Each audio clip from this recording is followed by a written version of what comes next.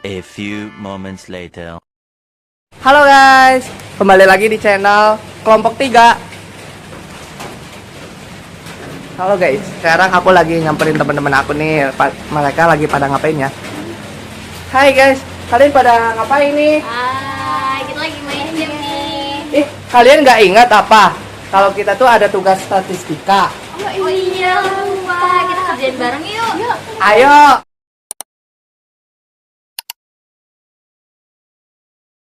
Halo guys. Lupa nih, tadi ternyata kita tuh ada tugas statistika loh untuk membuat analisis data di SPSS. Sebelumnya kenalin ya, nama aku Jihan Syihania Rizkia, Muhammad Jainuri, Aprilia Salsana Nadira, dan kita dari kelas 3B dan kita juga dari kelompok 3. Halo. Untuk memenuhi tugas mata kuliah statistik 2, izin memperkenalkan diri. Perkenalkan, nama saya Muhammad Jainuri, NPM 2306101002. Di sini saya akan membagikan tutorial SPSS menggunakan data primer untuk menguji validitas dan reliabilitas. Mari kita simak bersama-sama yuk. Tutorial menggunakan SPSS.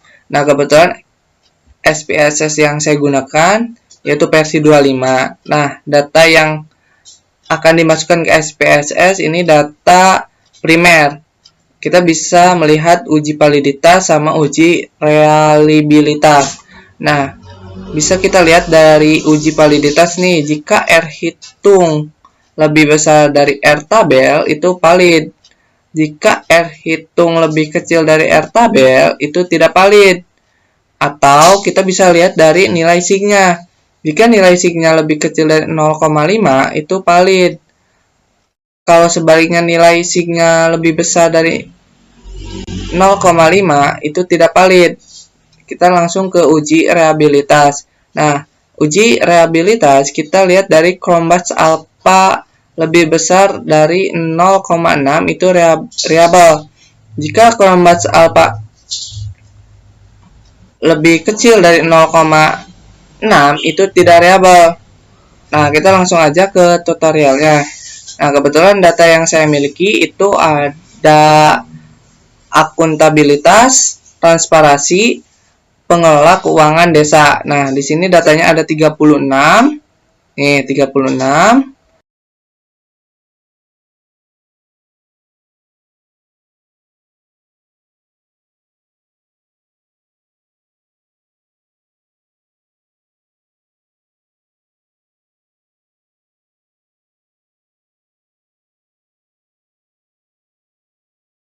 Akuntabilitas X1 ini merupakan variabel independen. Transparansi X2 juga termasuk variabel independen. Terus variabel Y ini merupakan dependen. Nah, di X1 ini mempunyai 8 indikator, X2 ada 5 indikator, dan Y ini mempunyai 7 indikator. Nah, kita langsung aja blok.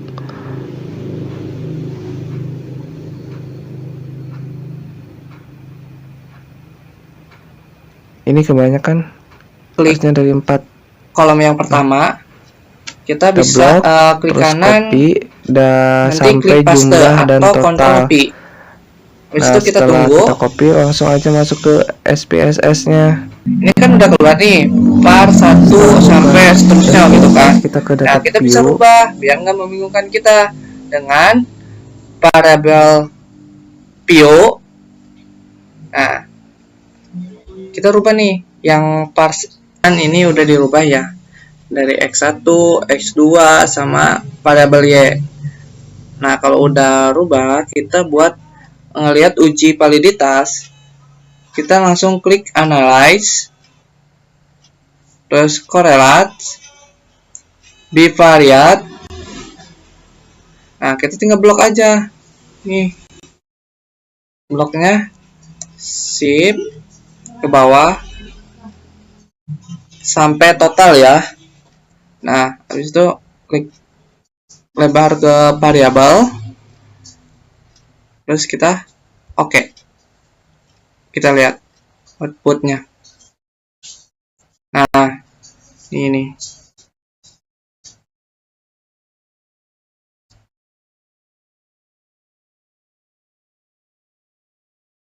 Nah, kan ini totalnya ya. Terus ini yang indikator, ada 8 indikator. Kita lihat nih.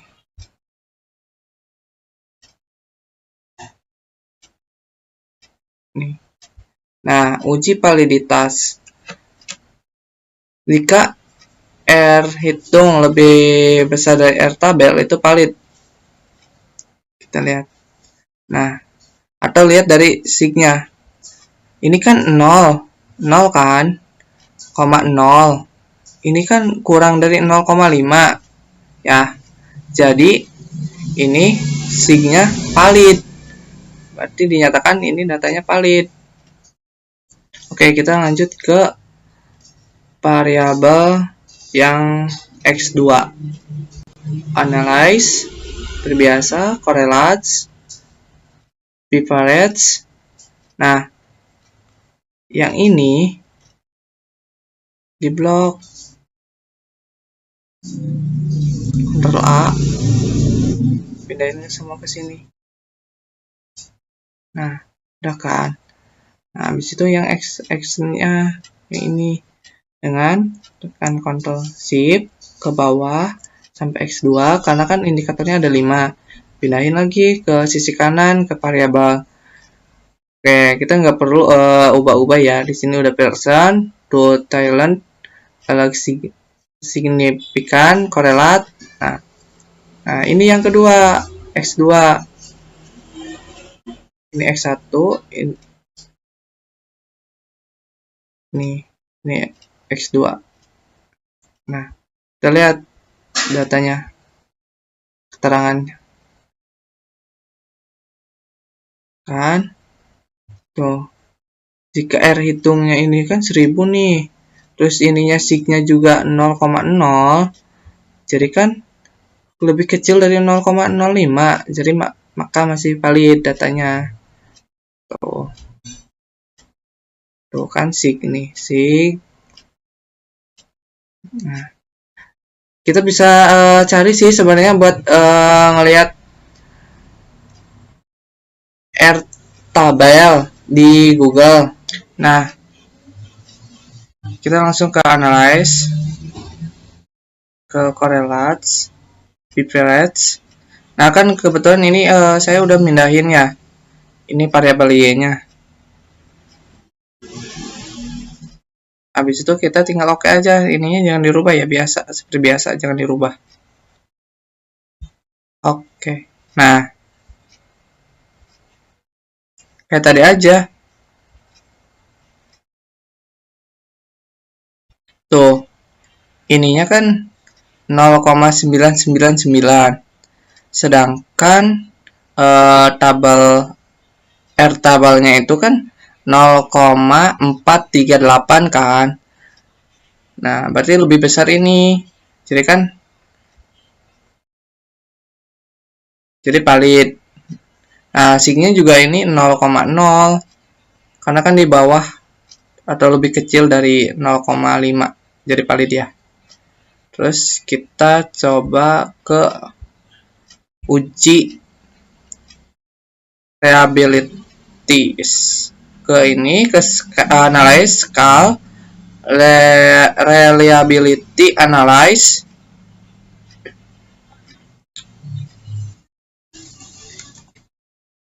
Ini pindah dulu ya.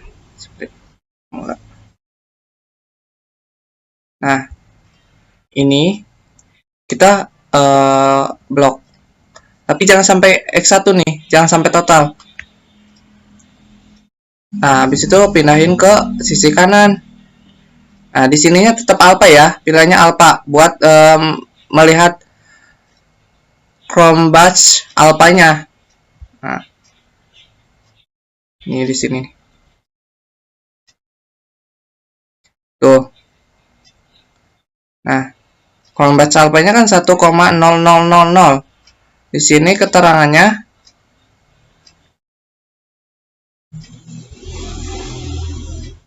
mana ya, sebelah sini. Nah,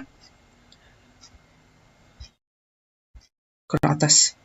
Tuh, jika kolom baca alfanya lebih besar dari 0,6, maka variabel. Nah, ini kan kolom baca alfanya 1. Jadi lebih besar dari 0,6. Ke analyze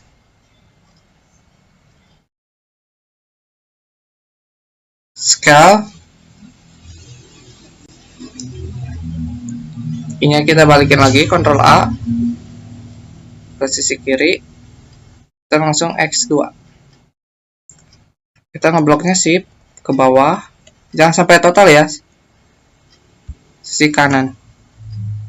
Oke, tuh lihat, ininya kan kolom baca 1,00000 kan, ini X2. Jadi kesimpulannya ini variabilitas. Oke, lanjut ke yang seperti biasa, ke analyze scalability.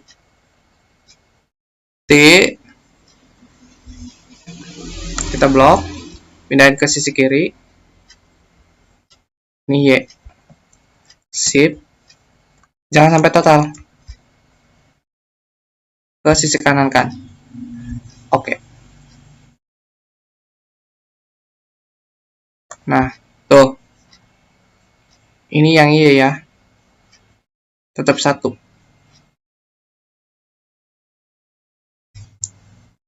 Jadi kesimpulannya, uji reliabilitas itu X1 sama X2 sama Y itu variabel semua, karena kolom batchnya itu lebih besar dari 0,6 gitu. Udah, cukup sekian dari saya. Assalamualaikum warahmatullahi wabarakatuh.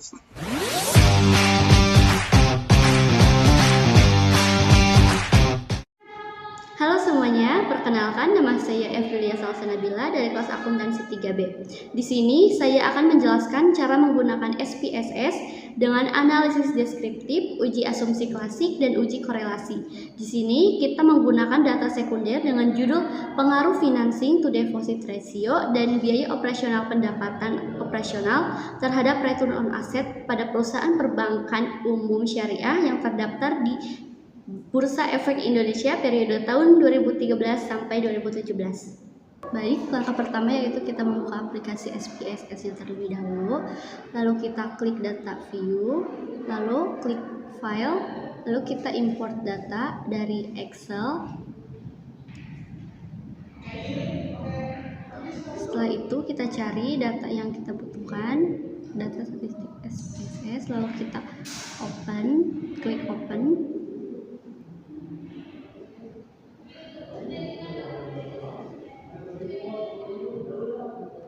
Lalu datanya pasti akan muncul di sini. Sebelumnya kita klik OK, klik OK.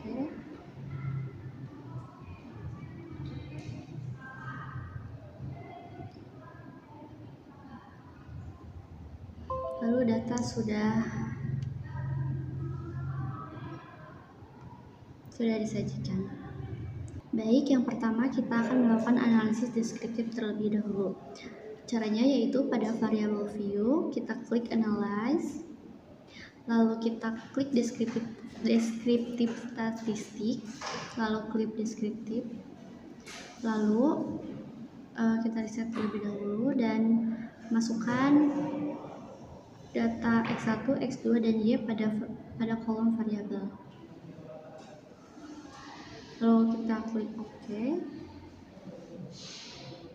Di sini sudah terjelaskan kalau nilai pada X1, nilai minimum pada X1 yaitu sebesar 71,87, pada X2 84,02, dan pada Y min 0,03. Dan untuk nilai maksimum pada X1 yaitu sebesar 102,70 dan pada X2 109,62 dan pada Y 2,63. Dan untuk nilai mean pada X1 sebesar 88,9943 dan pada X2 94,2633 dan untuk Y sebesar 0,722 sekian. Dan untuk nilai standar deviasinya itu pada X1 sebesar 7,24331 dan untuk X2 sebesar 5,13046 dan untuk Y sebesar 0,6645 sekian. Baik, selanjutnya yaitu kita akan melakukan uji normalitas. Caranya yaitu pada kolom variable view kita klik analyze, lalu kita klik regression, lalu klik linear. Setelah itu kita reset terlebih dahulu. Kita masukkan X1 pada kolom independent, X2 pada kolom independent, dan Y pada kolom dependent. Lalu kita klik plots, lalu kita di sini klik histogram dan normal probability plot, lalu continue, dan kita klik OK.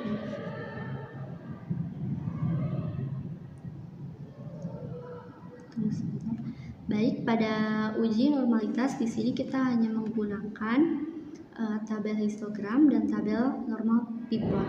Pada tabel histogram ini dijelaskan bahwa variabel dependent terdistribusi normal,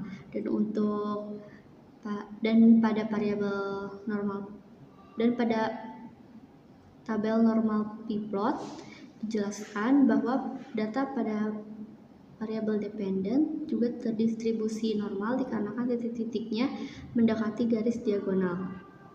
Selanjutnya kita akan melakukan uji multikolinearitas. Pada variabel view kita klik analyze, lalu regression, lalu linear, lalu kita reset terlebih dahulu. X1 kita masukkan pada kolom independence, X2 juga, dan Y pada kolom dependent, lalu klik statistik. Lalu di sini kita klik collinearity diagnosis, lalu continue dan OK.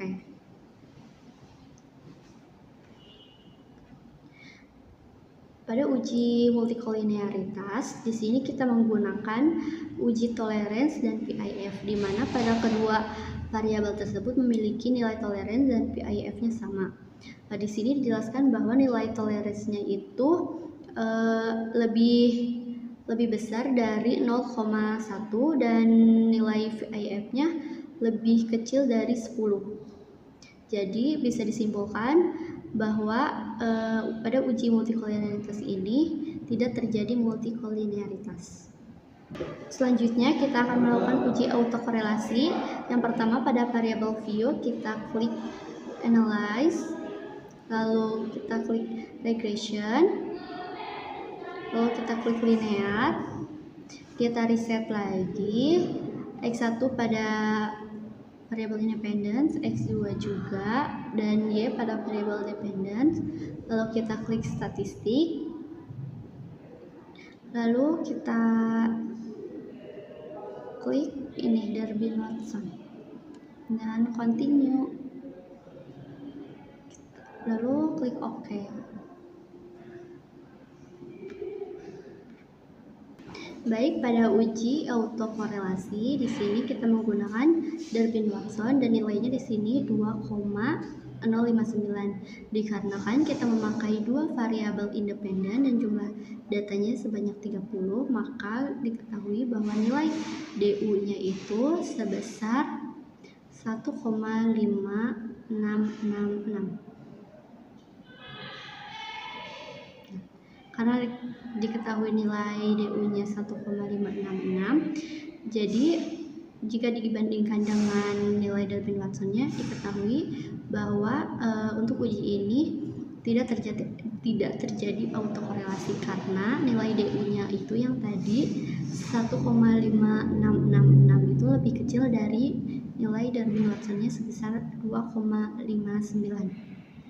Dan nilai Darwin-Watson juga lebih kecil dari nilai 4 min DU yang setelah saya hitung yaitu sebesar 2,4334. Jadi pada tabel ini, pada uji ini tidak terjadi autokorelasi.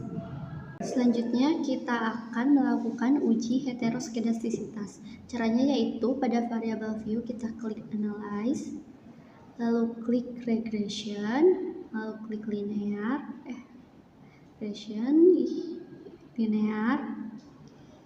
lalu kita reset terlebih dahulu, kita masukkan kembali X1 dan X2 pada variabel independence dan Y pada variabel dependence, lalu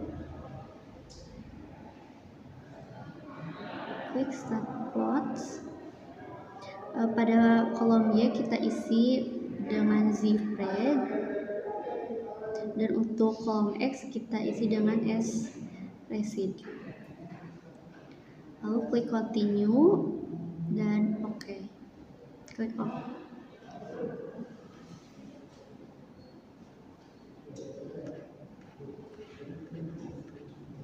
Pada uji heteroskedastisitas kita menggunakan uji scatter plot, di mana di sini dijelaskan bahwa titik-titiknya menyebar maka tidak terjadi heteroskedastisitas. Baik, selanjutnya kita akan melakukan uji korelasi. Pada variabel view kita mengubah dulu nilai desimalnya pada X1, X2 dan Y itu sebesar desimalnya itu sebesar 2. Jadi kita ubah dulu menjadi 2 semuanya, lalu pada kolom width juga kita ubah menjadi 10 pada X1, X2 dan Y.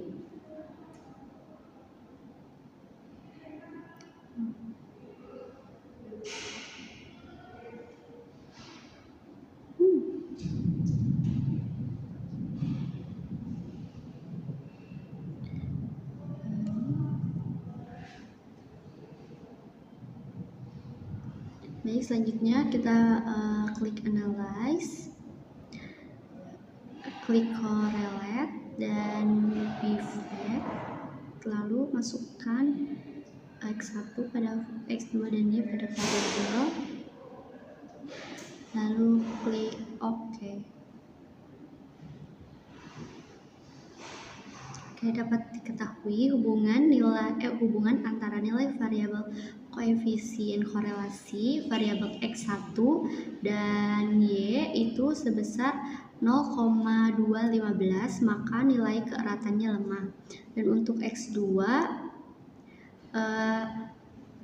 hubungan antara nilai variabel koefisiennya itu X1 dan X2 sebesar 0,604, maka nilai keeratannya yaitu kuat.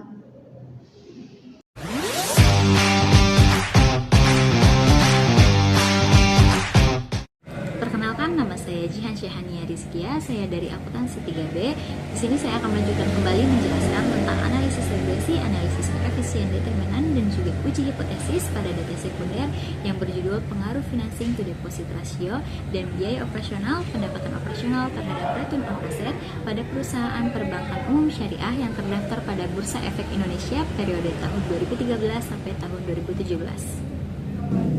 Baik, selanjutnya untuk melakukan analisis regresi, analisis koefisien determinan, dan juga uji hipotesis, kita akan melakukan langkah-langkahnya sebagai berikut.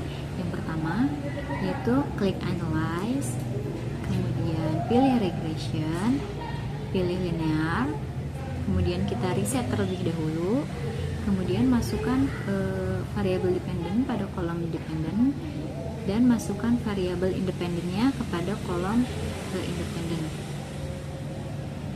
Kemudian bisa klik OK. Selanjutnya yaitu pada hasilnya di sini terdapat 3 tabel, yaitu ada tabel model summary, tabel ANOVA, dan juga tabel koefisien. Nah, untuk hasil analisis regresi ini kita bisa lihat pada tabel model summary, di mana pada kolom R ini terdapat angka 0,619, di mana angka ini tuh adalah tingkat keterhubungan antara variabel independen dan juga variabel dependen. Kemudian untuk analisis koefisien determinan itu kita bisa lihat pada tabel model Sumari ini juga pada kolom R-square di mana terdapat angka 0,383 yang dimana ini tuh terdapat 38,3% variasi yang terdapat pada ROA atau return on asset, yaitu variabel dependen yang dipengaruhi oleh variabel independen, yaitu biaya operasional, pendapatan operasional, dan juga financing to deposit ratio. Nah, selanjutnya pada kolom edges R-square di mana nilainya ini nilai pada edges R-square ini lebih kecil daripada R-square, yaitu karena ini tuh mempertimbangkan jumlah variabel independen yang ada pada model data sekunder yang kita pakai. Oke, selanjutnya yaitu pada tabel ANOVA. Pada tabel ANOVA ini kita menjelaskan tentang uji hipotesis simultan, di mana kita bisa lihat pada kolom SIG yaitu terdapat angka 0,001 yang dimana angka ini tuh lebih kecil daripada 0,05, yang artinya di sini variabel independen yaitu biaya operasional, pendapatan operasional, dan financing to deposit ratio ini berpengaruh atau mempengaruhi variabel dependennya yaitu return on asset. Jadi pada tabel ANOVA ini dijelaskan bahwa variabel independen ini berpengaruh secara simultan terhadap variabel dependennya. Oke, selanjutnya yaitu kita bisa lihat pada tabel koefisien. Untuk tabel koefisien ini kita melakukan uji hipotesis parsial yang dimana kita bisa lihat pada kolom SIG. Pada kolom SIG ini kita bisa lihat untuk X1 nilai SIG-nya itu terdapat nilai 0,385, di mana nilai 0,385 ini lebih besar daripada 0,05, yang artinya bahwa variabel independen X1 ini tidak berpengaruh secara parsial terhadap variabel dependennya. Kemudian untuk yang X2-nya bisa dilihat bahwa hasil pada kolom SIG-nya itu 0,001, yang dimana artinya variabel independen X2 ini berpengaruh atau mempengaruhi atau memiliki pengaruh terhadap variabel dependen ROA atau return on asset itu. Jadi pada tabel koefisien ini dijelaskan bahwa X1-nya ini tidak memiliki pengaruh atau tidak berpengaruh pada variabel dependennya, sedangkan tidak berpengaruh secara parsial, sedangkan untuk X2-nya ini memiliki pengaruh atau berpengaruh secara parsial pada variabel dependennya.